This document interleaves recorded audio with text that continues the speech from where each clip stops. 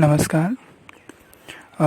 गुरु माँ को नमस्कार और पीताम्बरा परिवार की सभी सदस्यों का मेरा बहुत बहुत नमस्कार है।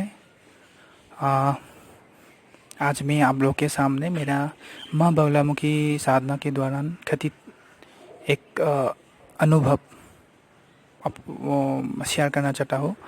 आप उसको अनुभव बोले या फिर और कुछ आप खुद डिसाइड कर लीजिएगा वो सुनने के बाद। ड्यूरिंग साधना पीरियड में क्या क्या घटित हुआ वो सब मैं नहीं बोलूँगा, बस क्या हुआ मेरे साथ वो बोलूँगा, सिर्फ वो पार्ट ही बोलूँगा क्योंकि गुरु माँ ने वही बोलने के लिए बोला। क्योंकि अभी मेरा साधना चल रहा है, मैं साधना के विषय में इतना नहीं बोलूँगा। मेरा सेकेंड सिटिंग ख़त्म हो गया, अभी थर्ड सिटिंग होने वाला है माँ बगलामुखी का। तो क्या हो गया वो मैं जब साधना ख़त्म हो जाएगा वो सब मैं एक साथ बोलूँगा। तो अभी एक्चुअली ये भी नहीं बोलना चाहता था, लेकिन गुरु माँ ने बोला ये बोल दो, बहुत अच्छा है। तो मैंने सोचा ठीक है, गुरु माँ ने बोला तो बोलना तो पड़ेगा ही, तो इसलिए मैं एक्चुअली बोल रहा हूँ। और मैं आप लोगों के सामने मैं पहले ही माफ़ मांगना चाहता हूँ कि मेरा रिकॉर्डिंग करके कोई बोलने का अभ्यास नहीं है, हैबिट नहीं है, ये मेरा फर्स्ट रिकॉर्डिंग है। तो अगर कुछ भूल हो गया कोई, आप प्लीज़ मुझे माफ़ कर दीजिएगा, ठीक है। तो वह ऐसा है कि 17 जून को मैं माँ बगलामुखी साधना के दौरान साधना के लिए मैं दीक्षित हो गया गुरु माँ से। और इसी के बीच मेरा साधना का सामग्री भी आ गया और 22 जून से मुझे करना था। 22 जून को अपना प्रैक्टिस स्टार्ट होने वाला था और 22 जून से मैंने स्टार्ट भी कर दिया बगलामुखी साधना एज यूजुअल। शायद बहुत नहीं भी किया है स्टार्ट। तो बहुत मन था क्योंकि माँ बगलामुखी का साधना करने के लिए, क्योंकि गुरु माँ ने खुद माँ बगलामुखी का पुजारी है और मुझे ऐसे कोई लोग से माँ बगलामुखी का साधना करना चाहिए था। मतलब इच्छा था बहुत, जो ऑलरेडी कर चुका है, ठीक है ना। तो शायद और मैंने कर लिया। तो क्या हुआ कि साधना के जब याद ठीक से तो याद नहीं है मुझे, शायद आधा दिन चल गया साधना का। तो मुझे क्या हुआ, मेरे स्कूटर में तेल भराने के लिए मतलब तेल ख़त्म हो गया था, तो किसी काम के लिए जाना था तो तेल चाहिए था। इसी बीच में मैंने मेरे पापा से बोला मुझे तेल चाहिए, तेल के लिए पैसा चाहिए। उसने थोड़ा बहुत गाली भी दिया कि इतना बड़ा हो गया है, इनकम सोर्स नहीं है, अमोघे नहीं है। क्योंकि मैं ये इसके लिए मैं आप लोग को कंफर्म करना चाहता हूँ कि मेरा कोई जॉब नहीं है, आई एम जॉबलेस। कोई बिज़नेस शुरू करना चाहता था, लेकिन कोरोना वोरोना के लिए वो भी ठप हो गया था। थोड़ा बोल सकते हैं मेरा किस्मत भी थोड़ा ख़राब है। इट्स ओके फाइन, वो अलग बात है। तो इसलिए थोड़ा पैसों की, हालांकि मेरा घर में कोई पैसों का अभाव नहीं है। हम एक अच्छी खासी घर से मैं बिलोंग्स करता हूँ, लेकिन खुद का पैसा तो खुद का ही पैसा होता है ना। अभी मम्मी पापा से आप खुद कितना मांगोगे। हाँ, ये बात थोड़ा आप लोग को जो जो यहाँ पे गवर्नमेंट जॉब करते हैं या फिर कोई जॉब करते हैं, बिजनेस करते हैं, उन लोग के लिए थोड़ा मतलब थोड़ा अलग लग सकता है आप लोगों को, लेकिन ये वही बात समझ सकता है कि जो फ़िलहाल अभी तक मतलब सोर्स ऑफ इनकम नहीं बन पाया। अच्छा, वो बात अलग बात है। तो मैंने पापा को बोला कि पापा मुझे पैसा चाहिए स्कूटी के लिए। तो स्कूटी में पैसा मतलब तेल नहीं है। तो उसने 2-3 ठू गाली भी दिया। गाली मतलब गुस्सा भी किया। चलो चलो और पैसा भी दे दिया। मुझे भी उस टाइम गुस्सा आ गया, लेकिन गुस्सा भी तो ज़्यादा भी नहीं कर सकता हूँ क्योंकि साधना में हूँ। साधना के दौरान गुस्सा करना भी मना है। चलो ठीक है। उसका 300 रुपीज़ उसने दिया। मेरे मानी पे कुछ नहीं था, तो मैंने चला गया तेल डिपो में चला गया, तेल भराया। उसके बाद जब 300 रुपीज़ का मैंने तेल भी डाल दिया। तो क्या हुआ, जब 300 रुपीज़ मैंने निकाला मेरे पर्स से, तब देखा मैंने 500 रुपीज़ एक मेरा पर्स में है। I am shocked on that time.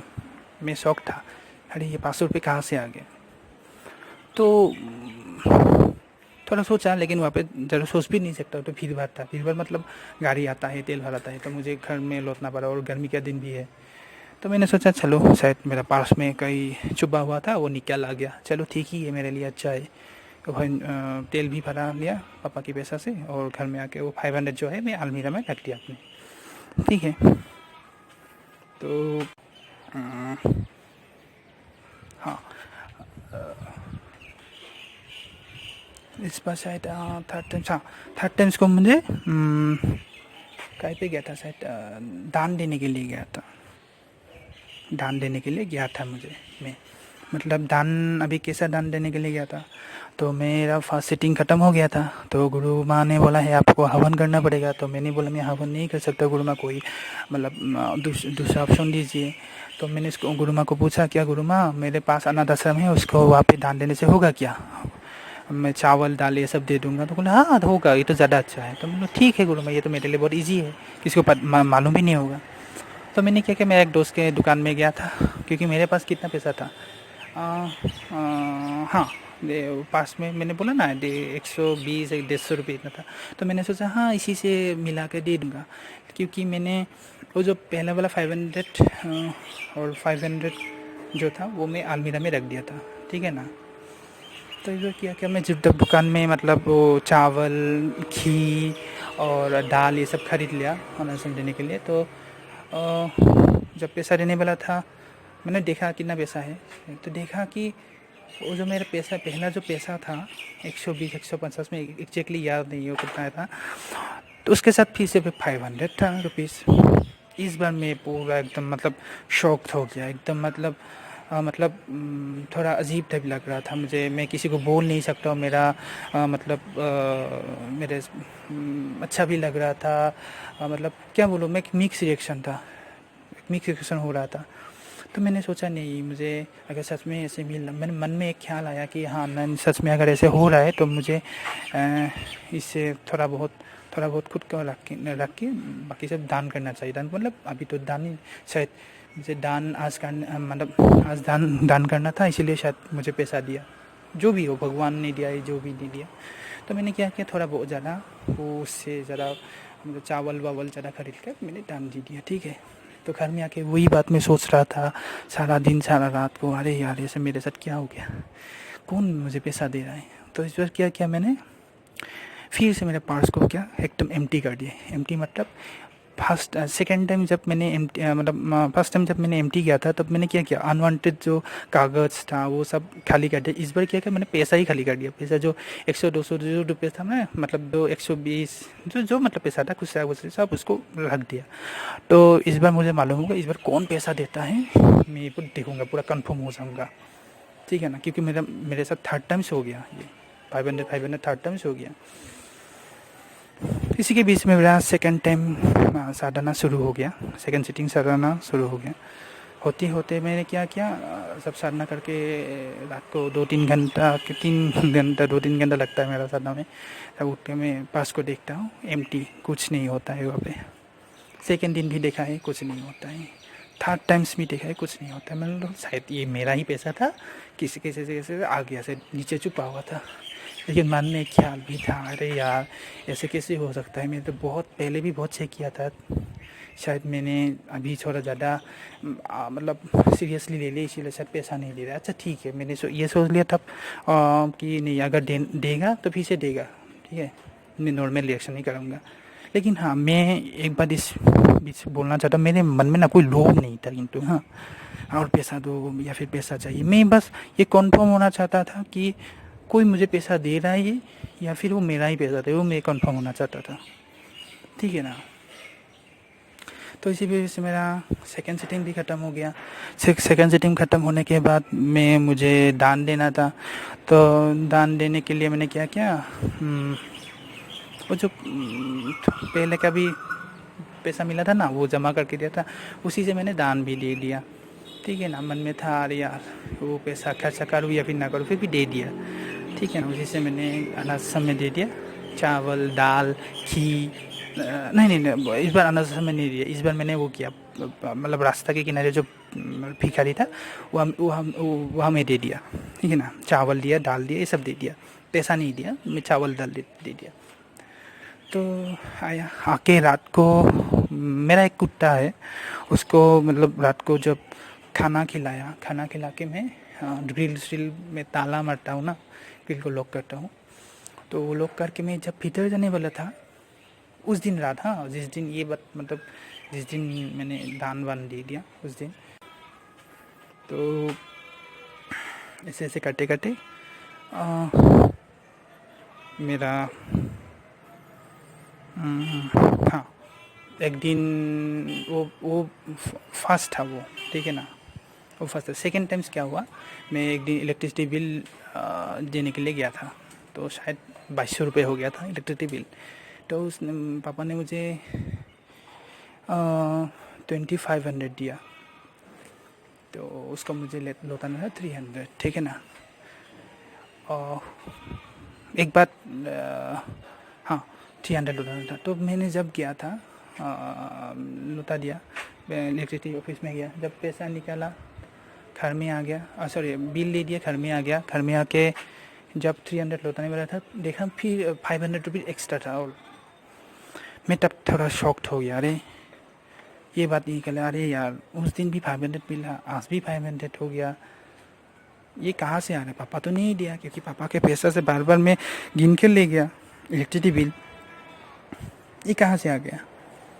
इस बार थोड़ा मतलब सीरियस हो गया, क्योंकि जब फर्स्ट टाइम मिला था उतना सीरियस नहीं हुआ था, ठीक है ना।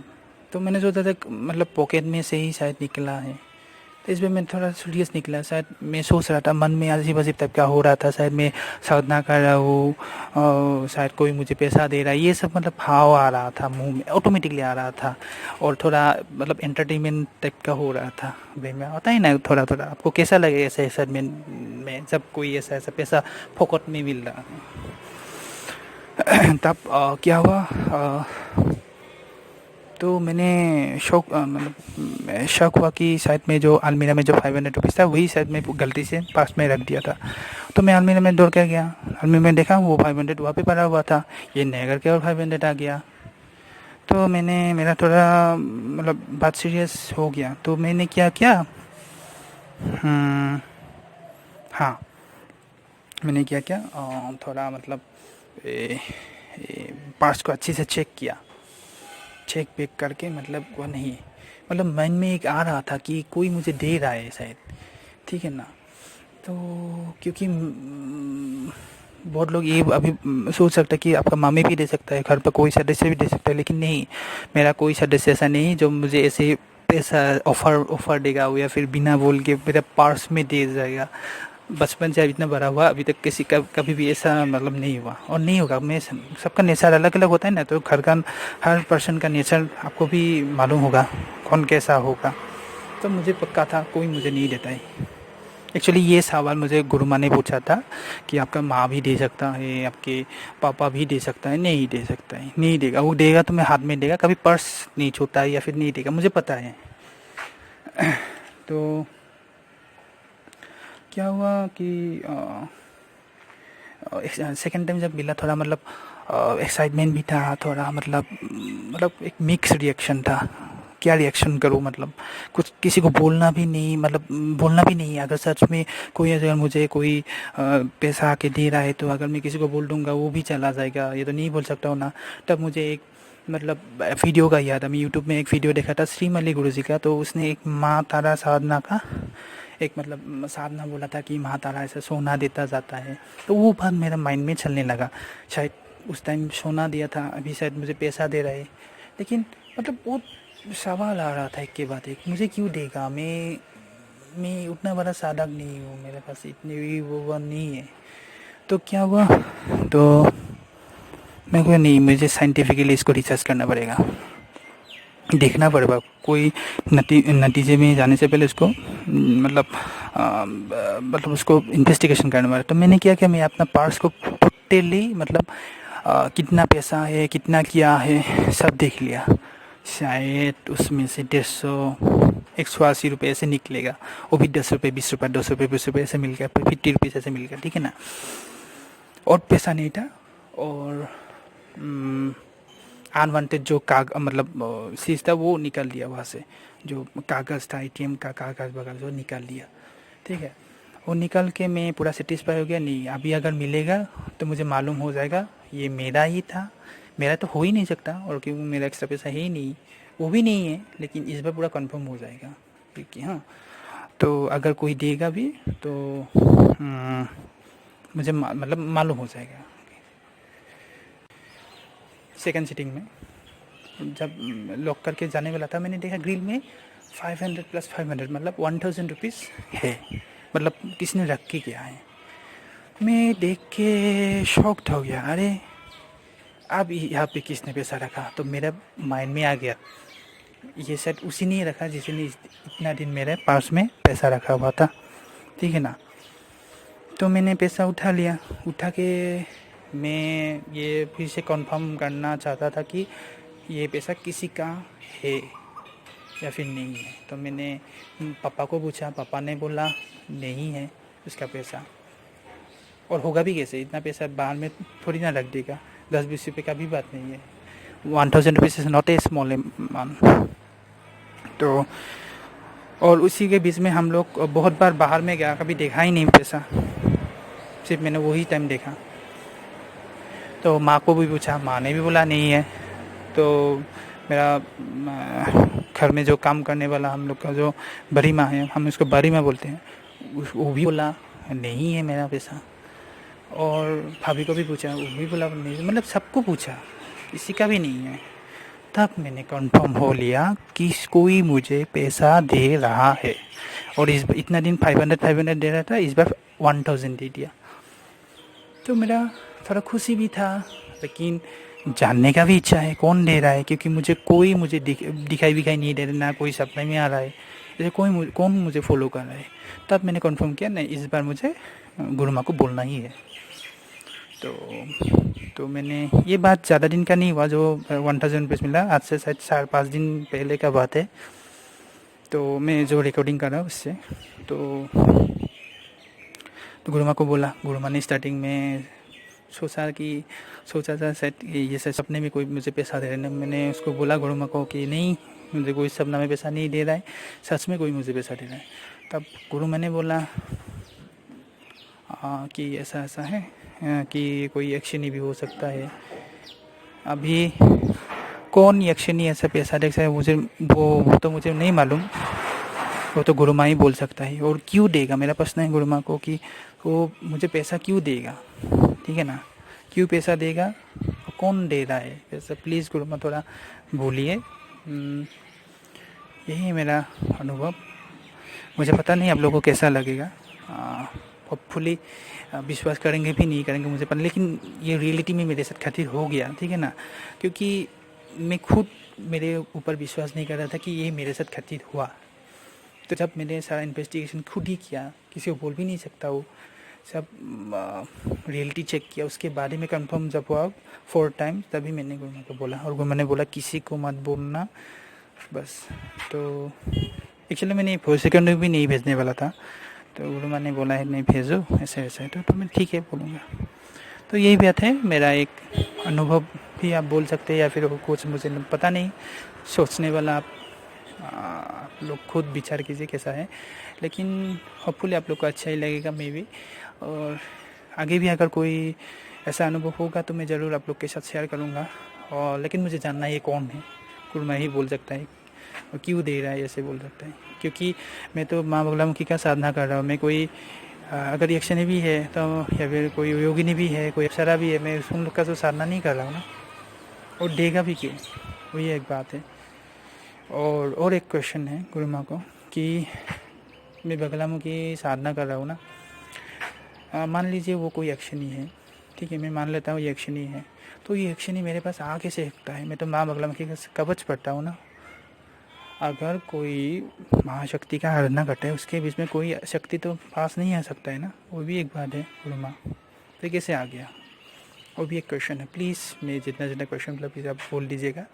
और लास्ट में सभी पीताम्बरा फैमिली को मेरा बहुत बहुत नमस्कार। लास्ट में कोई अगर मेरा बोलने में कोई अगर भूल हो गया, प्लीज़ मुझे माफ़ कर दीजिएगा। बहुत बहुत धन्यवाद, नमस्कार।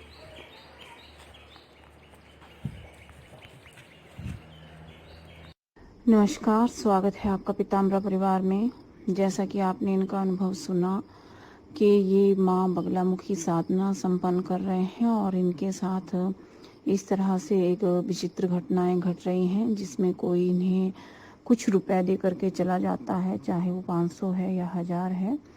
तो ये काफ़ी हैरान है, और इन्होंने हमें व्हाट्सएप भी किया था तो देखिए, जब हम कोई महाविद्या साधना करते हैं, इनका एक प्रश्न है कि मैं तो कोई यक्षिणी अप्सरा साधना कर नहीं रहा हूँ, तो ये शक्तियाँ मुझे धन इत्यादि क्यों दे रही हैं।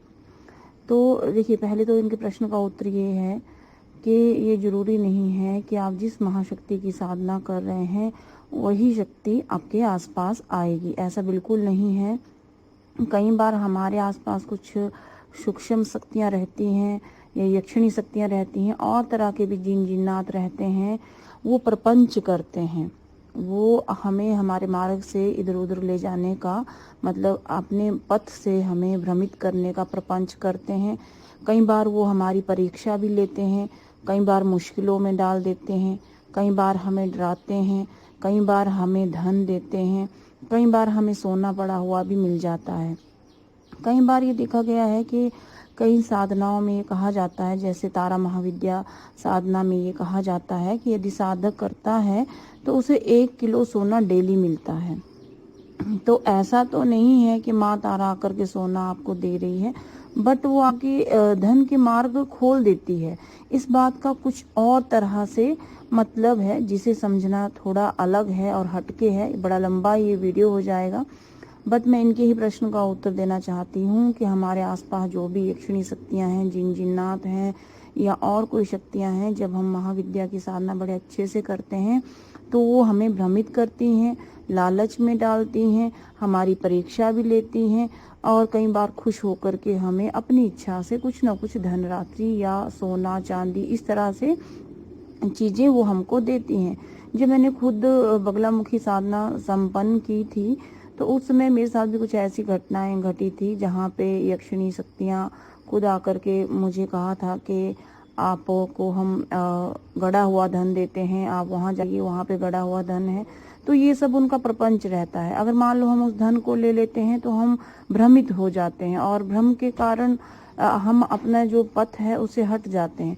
या तो मान लो आप ये धन ले रहे हैं तो इसका आपको कम से कम आपको 25% जन कल्याण में लगाना चाहिए, और 25% अपने फ्यूचर के लिए आपको रखना चाहिए। 25% आप अपना खर्च कर सकते हैं। 25% का आप अपने माता पिता, गुरु या किसी की भी अगर आप हेल्प करना चाहते हैं उसकी कर सकते हैं। तभी इस प्रकार से मिलने वाला अज्ञात धन या आकस्मिक धन या आकस्मिक निधि जो हमें मिलती है, तभी ये फलित हो पाता है। नहीं तो आप पथ भ्रष्ट हो जाते हैं, लालच में पड़ जाते हैं, और ये शक्तियाँ आपके साथ छल करती हैं, प्रपंच करती हैं, और इस प्रकार का प्रपंच करके एक ना एक दिन ये गायब हो जाती हैं, और आपकी जो आध्यात्मिक उन्नति है वो रुक जाती है। इसका यही तरीका है कि अगर वो धन आपको ऑटोमेटिकली मिल रहा है कहीं से भी, चाहे वो अमाउंट छोटा है, बड़ा है, या जितना भी अमाउंट है, आपको उस अमाउंट का 25% कैसे कैसे आपको खर्च करना है वो मैंने आपको अपने कॉल पे भी बता दिया था और वीडियो के माध्यम से भी बता दिया है। बस लालच में मत पड़िए, और जो आपका रास्ता है, जो आप माँ बगलामुखी की साधना जो आप कर रहे हैं और जिस मार्ग पे चल रहे हैं, उससे एकदम पथ भ्रष्ट आपने नहीं होना है। चाहे आपको धन मिले चाहे ना मिले, क्योंकि ये परीक्षा भी हो सकती है, प्रपंच भी हो सकता है, या आपको लालच देने की एक प्रक्रिया भी हो सकती है, या आपको साधना मार्ग से हटाने की क्रिया भी हो सकती है। तो आपको कुछ नहीं है, आप बेशक उस धन को लो, लेकिन उसको डिवाइड कर दो कि मैंने कौन सा कहाँ खर्च करना है। और दूसरा, आपने साधना नहीं छोड़नी है। तीसरा, आपने लालच में नहीं पड़ना है। आप अपने मार्ग पे चलते रहिए। माँ भगवती बगलामुखी।